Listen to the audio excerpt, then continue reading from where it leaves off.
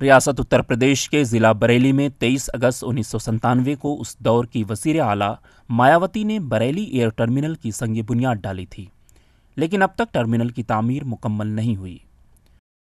रियासत में तब से 2 मरतबा मायावती और 2 मरतबा समाजवादी पार्टी बरसरे इक़्तिदार आई, लेकिन कोई भी हुकूमत इस काम को पाए तकमील तक नहीं पहुंचा सकी।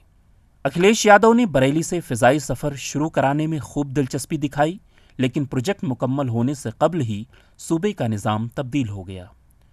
योगी हुकूमत ने सबसे पहले बरेली एयर टर्मिनल का नाम बदलकर नाथ नगरी एयर टर्मिनल कर दिया। टर्मिनल के निर्माण के लिए जो है 2 फेज में काम किया जा रहा है। फर्स्ट फेज में ये है कि हमारी टेम्पोररी उड़ान हो जाए और सेकेंड फेज बाद में देखा जाएगा। तो फर्स्ट फेज के लिए सारी जो तैयारियां हैं वो पूरी हो रही हैं और जो बजट शासन से मिलना था वो मिल गया है और हम उम्मीद ये कर रहे हैं कि फरवरी के 25 फरवरी तक या 28 तक जो है हम जो है कंप्लीट रूप से तैयार हो जाएंगे उड़ान के लिए। नाथ नगरी एयर टर्मिनल को त्रिशूल एयरफोर्स स्टेशन के बिल्कुल बराबर में तैयार किया जा रहा है। बरेली से फ़िज़ाई सफ़र शुरू होने से कारोबार, रोज़गार और तालीम को फ़रोग़ के इम्कानात हैं। ETV भारत के लिए बरेली से मुस्तफ़ीज़ अली की रिपोर्ट।